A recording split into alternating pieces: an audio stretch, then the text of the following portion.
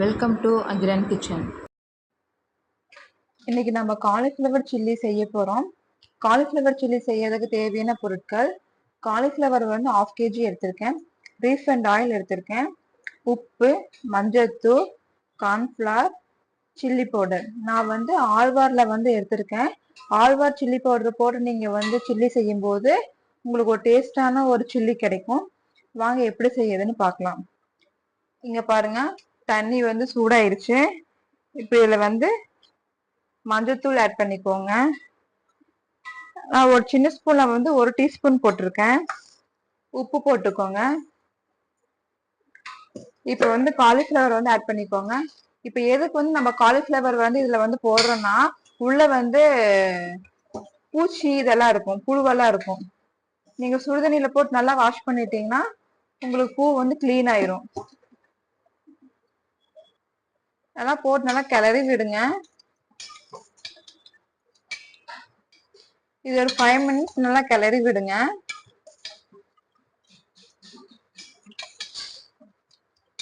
இங்க பாருங்க, 5 minutes ஆயிடுச்சு. இதை நம்ம வந்து வடிச்சிடலாம். நான் ஒரு வடி சரடி எடுத்து எல்லாம் வடிச்சுக்கிறேன். இங்கே பாருங்கள், நல்லா சூடாக இருக்குது. சூடு நல்லா ஆறுனதுக்கப்புறம் நம்ம மசாலா வந்து போட்டு நல்லா கலக்கி அப்போ நம்ம சில்லி பொரிக்கிறத பார்க்கலாம். இப்போ நம்ம வந்து ஆழ்வார் சில்லி மசாலா வந்து ஒரு 6 டீஸ்பூன் ஆட் பண்ணிக்கோங்க. உங்களுக்கு வந்து மசாலா வந்து பத்தலைன்னா நீங்கள் பார்த்துட்டு ஆட் பண்ணிக்கோங்க. கார்ன்ஃப்ளவர் மாவு வந்து ஆட் பண்ணுறேன், அது ஒரு 4 டீஸ்பூன் ஆட் பண்ணிக்கோங்க. கார்ன்ஃப்ளவர் வந்து உங்களுக்கு வந்து கிறிஸ்பினஸை கொடுக்கும். இப்போ கார்ன்ஃப்ளவர் போட்டது அந்த சில்லி ஆழ்வார் சில்லி மசாலாவில் வந்து உப்பு இருக்கும், கார்ன்ஃப்ளவரில் வந்து உப்பு இருக்காது. நம்ம கார்ன்ஃப்ளவர் மாவு போட்டதுக்காக நம்ம கொஞ்சமாக உப்பு போட்டுக்கோங்க. நம்ம காலிஃப்ளவர் குக் பண்ணும்போதே நம்ம வந்து உப்பு வந்து ஆட் பண்ணிட்டோம். உங்களுக்கு பத்தலைன்னா நீங்கள் வந்து உப்பு போட்டுக்கோங்க. தண்ணி லைட்டாக ஊற்றி நல்லா வந்து கலக்கி விடுங்க.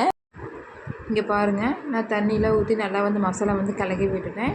ரொம்பவும் கெட்டியாக இல்லாத, ரொம்பவும் தண்ணியாட்டு இல்லாத, நல்லா மீடியம் பதத்தில் இருந்தால் ஓகே. இப்போ நான் வந்து காலிஃப்ளவரை வந்து போட்டு நல்லா வந்து பிரட்டி விட்டுக்கிறேன். இங்க பாருங்க, போட்டு நல்லா வந்து மசாலா வந்து நல்லா வந்து பிரட்டி விடுங்க. இங்க பாருங்க, நான் எல்லாமே வந்து நல்லா பிரட்டி விட்டேன். இப்போ இதை வந்து எண்ணெயில வந்து பொரிச்சு எடுத்து. இங்க பாருங்க, எண்ணெய் நல்லா சூடாயிருச்சு. இப்போ நம்ம சில்லி வந்து பொரிச்சு எடுத்துடலாம்.